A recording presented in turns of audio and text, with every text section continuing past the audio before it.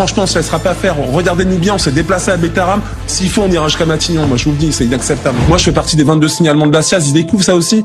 Moi, j'ai été violé entre l'âge de 8 ans et 11 ans. L'église savait, n'a rien fait. Et aujourd'hui, c'est la congrégation de Moscou. On leur confie des mineurs non accompagnés. On leur confie des enfants en situation de handicap avec les mêmes personnes qui étaient au Rennes quand ils savaient aussi pour la personne qui me violait.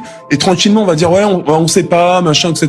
Mais attendez, je vais vous dire ce qu'il faut dans ce pays. Il faut un peu de courage politique. C'est très simple, en fait. Vous avez une justice. La justice, c'est pas l'église. C'est pas l'église qui doit traiter, en fait. C'est eux-mêmes, se faire justice eux-mêmes. C'est la justice. Il y a une justice d'exception. Il y a un massacre de masse, 330 000 victimes de pédocriminalité dans l'église. On compte même pas les enfants en situation de handicap. On est à plus d'1 million. Ça veut dire que la justice, elle doit répondre à tout ça. Elle doit dire, au bout d'un moment, temps mort.